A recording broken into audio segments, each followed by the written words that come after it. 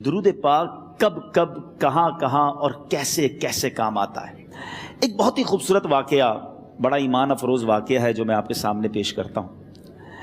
ایک دوست نے اپنے ایک دوسرے دوست کو قرض دیا، اور جب اس نے قرض دیا تو وہ قرض ایک بڑی اماؤنٹ تھی، 3000 دینار۔ وہ ٹائم آ گیا جب اس ٹائم وہ قرض لینے کے لیے اپنے دوست کے پاس گیا کہ بھائی مجھے میرے پیسے واپس دو، تو اس نے کہا کہ پیسے تو نہیں ہے میرے پاس، میں کولیپس ہو گیا ہوں، بزنس اب میرا ختم ہو گیا ہے، میں تمہاری رقم نہیں دے سکتا۔ اس نے ایک اور ٹائم دے دیا اسے کہ ٹھیک ہے اب اتنے دنوں کے بعد میں دے دوں گا۔ وہ ٹائم بھی گزر گیا، اور جب وہ ٹائم بھی گزر گیا تو اس کے بعد اس دوست نے کہا کہ اب تو پیسے دے دو بھائی، میرا ٹائم پورا ہو گیا ہے۔ پھر نہ دے سکا ٹائم۔ آخر کار معاملہ جو ہے وہ کورٹ میں چلا گیا، قاضی کے پاس چلا گیا۔ اب قاضی نے جس کو پیسے دینے تھے اس کو بلایا اور کہا کہ بھائی آپ کو اس کے پیسے دینے ہیں؟ کہتا ہے ہاں پیسے تو دینے ہیں۔ تو کہا پھر دیتے کیوں نہیں ہو؟ کہا پیسے ہیں ہی نہیں، کاروبار ہی ختم ہو گیا ہے، قرضہ تو لیا تھا، اب میرے پاس بچا ہی کچھ نہیں ہے۔ تو کہا اچھا اب یہ بتاؤ کہ کب دو گے، کیسے دو گے؟ اس نے کہا بس میرے پاس پیسے ہی نہیں ہیں۔ تو کہا اب تمہارے پاس 30 دن کا ٹائم ہے، 30 ڈیز میں یا تو اس کے پیسے لوٹا دو یا 30 دن کے بعد تمہیں قید کر دیا جائے گا۔ یہ شخص اب گھر آیا، پیسے تو تھے نہیں، مگر شاید علماء نے لکھا کتابوں میں، یہ واقعہ کئی بڑی بڑی کتابوں میں لکھا اور درود پاک کے فضائل کی بڑی بڑی کتابوں میں لکھا، اور اس شخص نے سوچا کہ اس نے ایک حدیث پاک پڑھی ہوئی تھی کہ جس میں نبی پاک علیہ الصلوۃ والسلام نے فرمایا ہے، جس کا مضمون ہے کہ جو شخص پریشان ہو، مصیبت زدہ ہو، اسے چاہیے کہ مجھ پر کثرت سے درود پاک پڑھے، کیونکہ درود پڑھنا مصیبتوں اور پریشانیوں کو لے جاتا ہے۔ اب اس عاشق رسول نے سوچا اور تو کچھ ہے نہیں، اب میں درود پاک پڑھنا شروع کرتا ہوں۔ صبح سے لے کر شام تک وہ درود پاک پڑھنے لگ گیا۔ 27 دن گزر گئے، only 3 days left، 3 دن باقی تھے قاضی کے پاس جانے میں۔ 27 دن گزر گئے درود پڑھتے پڑھتے۔ جب 28ویں رات آئی تو آنکھیں تو بند ہوئیں، مگر خواب میں اسے ایک آواز آئی، گھبراؤ نہیں، تمہارا قرضہ ادا کر دیا جائے گا، تمہارا مسئلہ سالو ہو جائے گا۔ صبح اٹھتا ہے، درود پاک پڑھ رہا ہے، مگر کہتا ہے یہ آواز سے تو مسئلہ حل نہیں ہوگا، پیغام کیا ہے اسے سمجھ نہ آیا۔ 28واں دن گزر گیا، 29ویں رات آ گئی، مگر اب آنکھیں بند ہوئیں اور قسمت جاگ اٹھی۔ نبی پاک صاحب لولاک صلی اللہ تعالیٰ علیہ وسلم خواب میں تشریف لائے، اور پیارے آقا صلی اللہ تعالیٰ علیہ وسلم نے فرمایا گھبراؤ نہیں، علی بن عیسیٰ وزیر کے پاس جاؤ، وہ تمہارا قرضہ ادا کر دے گا۔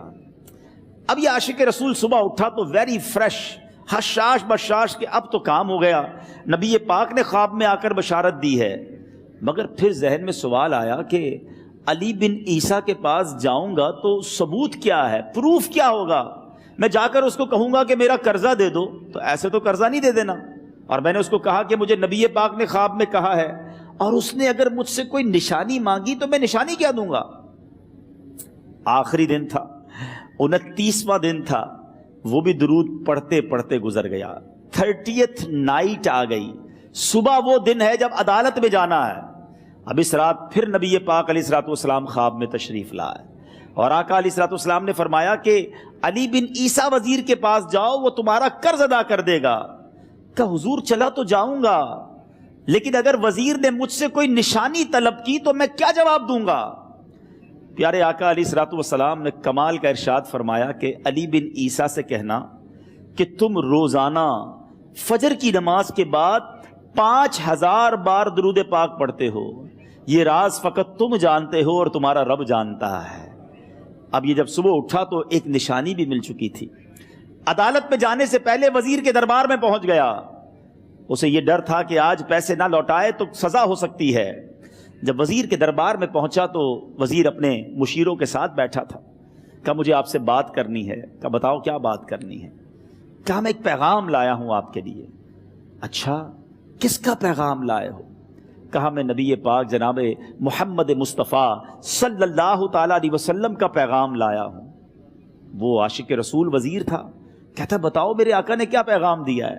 کہا حضور میں 3000 دینار کا مقروض ہوں، آج آخری دن ہے اور میرے آقا نے مجھے بشارت دی ہے کہ آپ سے کہوں کہ آپ میرا قرض ادا کر دیجئے۔ علی بن عیسیٰ کہتا ہے کوئی ثبوت ہے آپ کے پاس؟ ہے کوئی دلیل بھی ہے آپ کے پاس؟ میں کیسے مان لوں کہ آپ کو نبی پاک علیہ الصلوۃ والسلام نے بھیجا ہے؟ عاشق رسول کہتا ہے خالی ہاتھ نہیں آیا، میرے آقا نے مجھے دلیل بھی عطا فرمائی ہے، مجھے ایک ایویڈنس بھی دیا ہے، اور پروف یہ ہے حضور کہ آپ روزانہ صبح فجر کی نماز کے بعد نبی پاک صلی اللہ تعالی علیہ وسلم کی بارگاہ میں درود و سلام کا نذرانہ پیش کرتے ہیں۔ جب تک 5000 کا عدد پورا نہیں ہوتا آپ اس وقت تک کسی اور سے بات نہیں کرتے، اور اے وزیر صاحب یہ رات صرف آپ کو پتا ہے اور آپ کا رب جانتا ہے۔ اللہ اکبر! وہ وزیر تو جس کو کہے نا جھوم اٹھا، ایسا عاشق رسول وزیر تھا جو روزانہ صبح 5000 درود پڑھتا ہو، اس کی تو عید ہو گئی نا۔ وہ کہتا ہے مرحبا یا رسول اللہ، میرے آقا نے میرے درود قبول کر لیے، اس سے بڑھ کر میرے لیے سعادت کیا ہوگی۔ اب یہ وزیر اپنی سیٹ سے اٹھتا ہے، اپنے کمرے میں جاتا ہے، تھوڑی دیر بعد واپس آ کر اس عاشق رسول کے ہاتھ میں 3000 دینار رکھ کر کہتا ہے حضور پہلے 3000 دینار تو نبی پاک کا حکم کی میں ادب سے بجا لاتا ہوں، میرے آقا نے جو حکم فرمایا یہ 3000 دینار آپ کو پیش کرتا ہوں، حضور ایک اور 3000 دینار لیجئے۔ میرے گھر آپ آئے، اتنی اچھی خبر سنائی، آپ نے قدم رنجا فرمایا، یہ 3000 اس کا نذرانہ ہے، اور ایسا کیجئے 3000 اور لیجئے، اس سے اپنے بچوں کے لیے کچھ چھوٹا موٹا کام شروع کیجئے، اور ایک وعدہ کر کے جائیے آج کے بعد زندگی میں آپ کو جب بھی کوئی کام پڑے میں آپ کا بھائی ہوں، مجھے یہ خدمت کا موقع دیجئے گا۔ اللہ اکبر! وہ مقروض جو ایک رات پہلے 3000 دینار کا مقروض تھا، ہو سکتا ہے اس کے بیک آف مائنڈ یہ بھی چل رہا ہو کہ اب شاید کل میں نے جیل میں جا کر عدالت میں جا کر گرفتاری دے کر جیل میں جانا ہے، مگر اب 9000 دینار ہاتھ میں ہیں۔ عاشق رسول جھومتا ہوا نبی پاک کی یاد میں گھومتا ہوا اب عدالت میں پہنچا۔ عدالت میں everybody expecting over there کہ آج اس نے آنا ہے اور آ کر کہنا یہی ہے کہ پیسے تو نہیں ہیں، گرفتار کر لو، مگر جا کر اس عاشق رسول نے 3000 دینار جج صاحب کے ہاتھ میں رکھ دیے۔ قاضی کہتا ہے پہلے تو یہ بتاؤ پیسے آئے کدھر سے؟ تم تو کہتے تھے غریب ہوں، تم تو کہتے تھے کاروبار نہیں ہے، ایک مہینے میں اتنی بڑی رقم کا انتظام کیسے ہو گیا؟ سبحان اللہ! اس عاشق رسول نے گویا زبان حال سے یہ کہا ہوگا کہ یہ تو کرم ہے ان کا، ورنہ مجھ میں تو ایسی بات نہیں، اتنا دیا سرکار نے مجھ کو، اتنی میری اوقات نہیں۔ اس نے وہ پورا واقعہ بھری عدالت میں سنا دیا۔ اللہ اکبر! میرے پیارے اسلامی بھائیوں ذرا سوچو پہلے زمانے میں کیسے عاشقان رسول ہوا کرتے تھے، وہ جج وہ قاضی بھی کیسا سرکار علیہ الصلوۃ والسلام کا عاشق تھا۔ اپنی سیٹ سے اٹھتا ہے، بھرے دربار میں بھری عدالت میں وہ اپنے چیمبر میں اپنے کمرے میں جاتا ہے، اور تھوڑی دیر بعد واپس آ کر اس کے ہاتھ میں بھی 3000 دینار ہیں، اور وہ 3000 دینار جو ہے وہ اس عاشق رسول کے ہاتھ میں رکھتا ہے کہ سارا ثواب علی بن عیسیٰ کیسے لے جائے، میں بھی تو نبی پاک کا غلام ہوں، میں تمہارا قرضہ میں ادا کرتا ہوں۔ اچھا، اب ایک اور عجیب سینیریو یہ بن گیا کہ جس نے کیس کیا تھا، جس نے دعویٰ کیا تھا، وہ بھی یہ سارا منظر دیکھ رہا تھا۔ کہتا ہے جج صاحب ذرا رکیے، میں بھی اپنے آقا کا امتی ہوں، اور ایک کام کیجئے قلم کاغذ منگوائیے، اس عاشق رسول کا قرضہ ہی میں معاف کر دیتا ہوں۔ اچھا، اب عاشق رسول نے وہ واپس 3000 دینار جو جج صاحب نے دیے تھے وہ واپس جج صاحب کو دیے کہ حضور یہ پیسے آپ ہی رکھ لیں، قرضہ ہی معاف ہو گیا، اب آپ کے پیسے کا میں نے کیا کرنا ہے؟ جج صاحب کہتے ہیں جو پیسے نبی پاک کے نام پر نکالے ہیں اب مجھے واپس نہیں چاہیے، یہ بھی تم اپنے ساتھ لے جاؤ۔ اللہ اکبر! میرے میٹھے اسلامی بھائیوں، وہ عاشق رسول ایک رات پہلے 3000 دینار کا مقروض ہے، اب 12000 دینار لے کر گھر کو واپس جا رہا ہے۔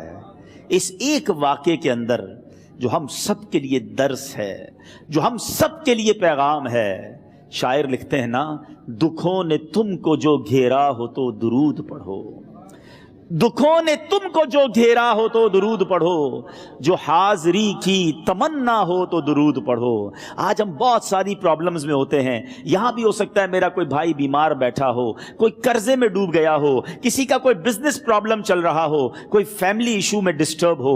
आप किसी भी प्रॉब्लम में हैं, खुदा की कसम दुरूद पाक ऐसा वजीफा है। लोग बहुत सारे वज़ाइफ पूछते रहते हैं, बहुत सारे जनाब वज़ाइफ के बारे में मालूमात करते रहते हैं। सच्ची बात यह है, हर दर्द की दवा है सल्ले अला मुहम्मद।